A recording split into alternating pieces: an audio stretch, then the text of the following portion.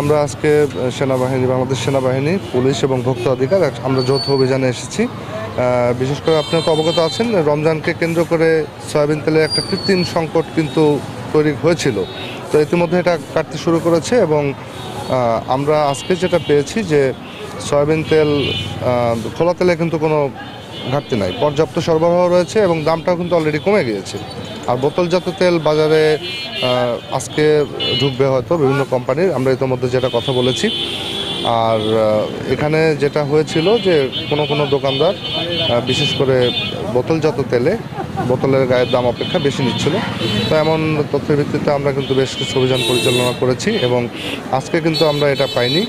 তবে বাজারে যে বোতলজাত তেলের একটু ক্রাইসিস ছিল, আমরা সেটা একটা ডিলারকে, বিশেষ করে রূপচাঁদা তেলটাকে বাজারে দ্রুত ছাড়ার জন্য ইতিমধ্যে আমরা নির্দেশনা দিয়েছি এবং আশা করছি যে 1 ঘন্টার মধ্যে এই তেলটা বাজারে ঢুকে যাবে। এবং তীর কোম্পানির সাথেও কথা হয়েছে, তারাও কিন্তু আজকে বাজারে তেলটাকে অ্যাভেলেবল করে দেবে। আশা করছি এই সংকটটা কাল থেকে থাকছে না।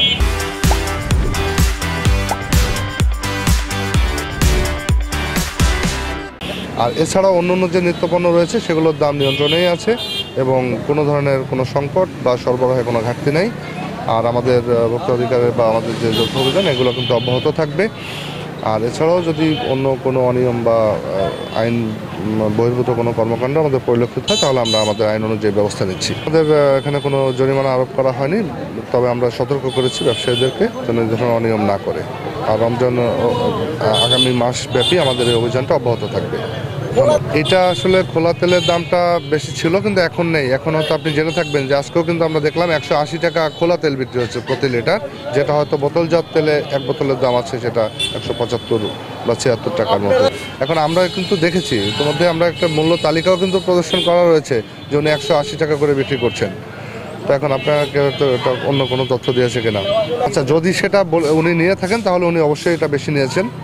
তো আমরা কিন্তু সেটা অভিযোগ পেলে আমরা কিন্তু সেটা ব্যবস্থা নেব।